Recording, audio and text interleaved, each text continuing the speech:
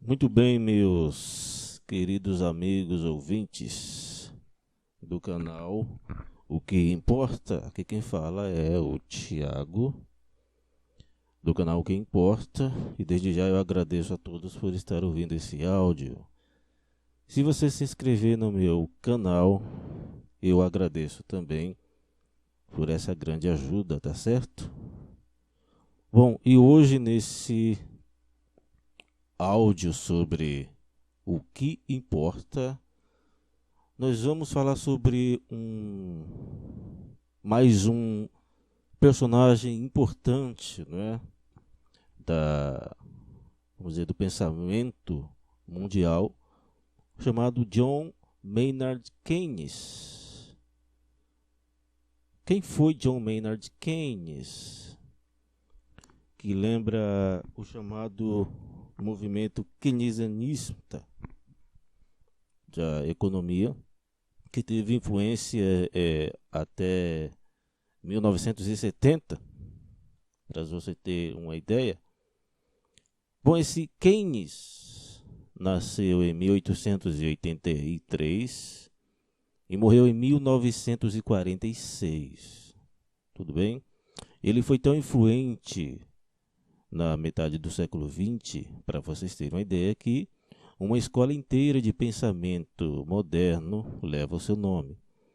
Muitas de suas ideias foram revolucionárias, quase todos eram controversos. A economia keynesiana serve como uma espécie de parâmetro que pode definir virtualmente todos os economistas que vieram depois dele. Bom, Keynes nasceu em Cambridge e frequentou o King's College, em Cambridge, onde se formou em matemática em 1905.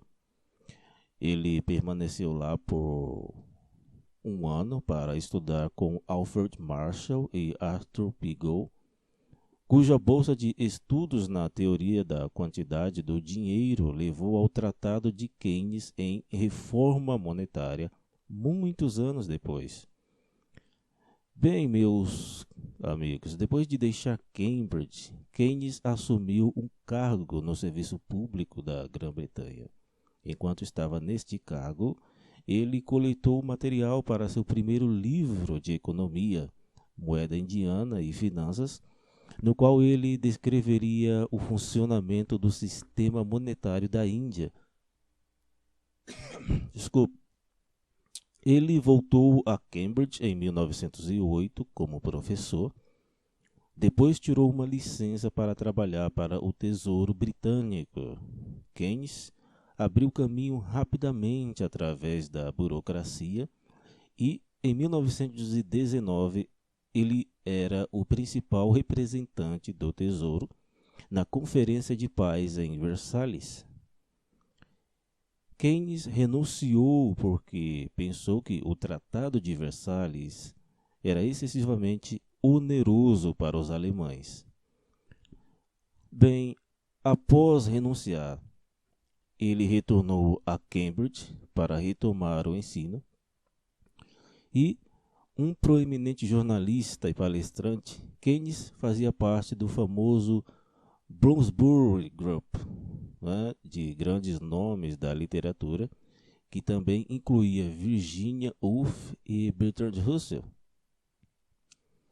Veja, na Conferência de Bretton Woods de 1944, onde o Fundo Monetário Internacional foi estabelecido, Keynes foi um dos arquitetos do sistema de taxas de câmbio fixas do pós-guerra e, em 1925, ele se casou com a bailarina russa Lydia Lopokova, ou Lydia Lopokova, como se diz em russo, e ele foi feito Lord em 1942. Keynes, então, morreu em 21 de abril de 1946, deixando seu pai, John Neville Keynes, também um economista renomado em sua época. Esse Keynes, meus amigos, esse economista, grande economista, né, se tornou uma celebridade antes de se tornar um dos economistas mais respeitados do século, quando seu eloquente livro The Economist Consequences of the Peace foi publicado em 1919. Keynes o escreveu para se opor aos pagamentos de indenização punitiva impostas à Alemanha pelos países aliados após a Primeira Guerra Mundial. Os montantes exigidos pelos aliados eram tão grandes, escreveu ele, que uma Alemanha que tentasse pagá-los permaneceria perpetuamente perpetuamente pobre, portanto, né, e politicamente instável. Bem, agora sabemos que Keynes estava certo. Além de sua excelente análise econômica das preparações, o livro de Keynes, meus irmãos, contém uma análise perspicaz do conselho, na verdade chamado o Conselho dos Quatro, que foi Georges Clemenceau da França, o primeiro-ministro David Lloyd, George da Grã-Bretanha e o presidente Woodrow Wilson dos Estados Unidos e Vittorino Orlando da Itália. Então ele faz uma análise dos conselhos dos quatro. Keynes escreveu o seguinte: o Conselho dos Quatro não deu atenção a essas questões, isso é, que incluíam tornar a Alemanha e a Áustria-Húngara em bons vizinhos, preocupando-se com os outros, né? Clemenceau para esmagar a vida econômica de seu inimigo, Lloyd George para fazer um acordo e trazer para casa algo que seria aprovado por uma semana, o presidente para não fazer nada que não fosse justo e correto. Bom, na década de 1920, Keynes acreditava na teoria quantitativa do dinheiro, hoje chamada de monetarismo. Seus escritos sobre o tópico foram essencialmente construídos sobre os princípios que ele aprendeu com seus mentores Marshall e Pigot. Em 1923, ele escreveu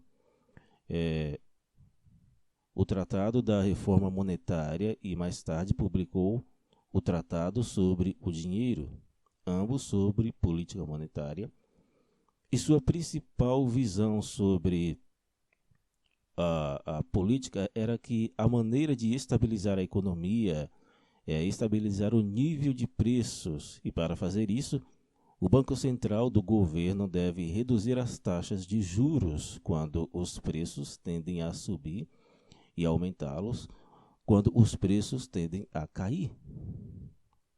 Veja, as ideias de Keynes sofreram uma mudança dramática. No entanto, à medida que o desemprego na Grã-Bretanha se arrastava durante o período entre guerras, atingindo níveis de até 20%. Keynes então investigou outras causas dos problemas econômicos da Grã-Bretanha e o resultado foi a teoria geral do emprego, juros e dinheiro. Bom, a teoria geral de Keynes, meus irmãos, revolucionou a maneira como os economistas pensam sobre economia. Bom, foi inovador de várias maneiras, e em particular porque introduziu a noção de demanda agregada como a soma do consumo, do investimento e dos gastos do governo. E porque mostrava, ou pretendia mostrar, que o pleno emprego só poderia ser mantido com a ajuda dos gastos do governo. Os economistas ainda discutem sobre o que Keynes pensava que causou alto desemprego, né? O que será que ele pensava? O porquê causou esse alto desemprego? Bom, alguns acham que ele atribuiu isso a salários que demoram muito para cair. Mas Keynes, meus irmãos, realmente queria que os salários não caíssem e, de fato, defendeu, na teoria geral, que os salários sejam mantidos estáveis. Um corte geral nos salários, argumentou ele, diminuiria a renda, o consumo e a demanda agregada. Isso compensaria quaisquer beneficiários para a produção que o preço mais baixo do trabalho pudesse ter contribuído. Bom, por que o governo não deveria, pensou Keynes, ocupar o lugar dos negócios investindo em obras públicas e contratando desempregados? A teoria geral defendia gastos deficitários durante recessões econômicas para manter o pleno emprego. A conclusão de Keynes inicialmente encontrou oposição. Na época, orçamentos equilibrados eram uma prática padrão do governo. Mas a ideia logo se consolidou e o governo dos Estados Unidos colocou as pessoas de volta no trabalho em projetos de obras públicas. É claro que, uma vez que os legisladores levaram a sério os gastos deficitários, eles não os deixaram ir. Contrariamente às afirmações de alguns de seus críticos, Keynes era um defensor relativamente forte dos mercados livres. Ora, foi Keynes e não Adam Smith que disse o seguinte: não há objeção a ser levantada contra a análise clássica da maneira pela qual o interesse pessoal privado determinará o que em particular é produzido, em que proporções os fatores de produção serão combinados para produzi-lo e como o valor do produto final será distribuído entre eles. Keynes acreditava que, uma vez que o pleno emprego foi alcançado pela política fiscal de medidas, ou melhor, política de medidas fiscal, o mecanismo de mercado poderia então operar livremente. Assim, continuou Keynes, além da necessidade de controles centrais para provocar um ajuste entre a propensão a consumir e o incentivo a investir, não há mais razão para socializar a vida econômica do que antes. Bem, poucas obras originais de Keynes sobreviveram na teoria econômica moderna. As suas ideias foram continuamente revisadas, expandidas e criticadas. A economia keynesiana hoje, embora tenha suas raízes na teoria geral, é principalmente o produto do trabalho de economistas subsequentes, como John Hicks, por exemplo. Bom, o estudo da econometria foi criado, em grande parte, para explicar empiricamente os modelos macroeconômicos de Keynes. No entanto, o fato de Keynes ser a fonte de tantos economistas proeminentes é uma prova, obviamente, da magnitude e da influência de suas ideias. Bom, nesse caso, a economia keynesiana, que é um corpo de ideias expostos por esse Keynes, esse grande economista Keynes, em sua teoria geral do emprego, juros e dinheiro, e outros trabalhos com o objetivo de fornecer uma base teórica para as políticas governamentais de pleno emprego, foi a escola dominante de macroeconomia e representou a abordagem prevalecente da política econômica entre a maioria dos governos, para você ter uma ideia, dos governos ocidentais até a década de 1970. Bom, enquanto alguns economistas argumentam que o pleno emprego pode ser restaurado se os salários caírem para níveis mais baixos, os keynesianos afirmam que as empresas não empregarão trabalhadores para produzir bens que não possam ser vendidos. Por acreditarem que o desemprego resulta de uma demanda insuficiente por bens e serviços, o keynesianismo é considerado uma teoria do lado da demanda que se concentra nas flutuações econômicas de curto prazo. Keynes argumentou que o investimento, que responde às várias das taxas ou melhor, as variações das taxas de juros e as expectativas quanto ao futuro é o fator dinâmico que determina o nível de atividades econômicas. Ele também afirmou que uma ação governamental deliberada poderia promover o pleno emprego. Economistas keynesianos afirmam que o governo pode influenciar diretamente a demanda por bens e serviços, alterando as políticas fiscais e despesas públicas. A partir da década de 1970, a economia keynesiana foi eclipsada em sua influência pelo monetarismo, uma escola macroeconômica que defendia aumentos controlados na oferta de moeda como meio de mitigar recessões.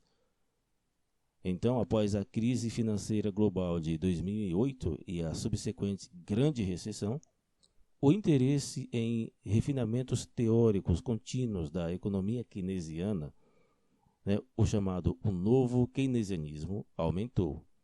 Em parte porque as respostas de inspiração keynesiana à crise, pelo menos onde foi adotada, provou ser razoavelmente bem-sucedidas.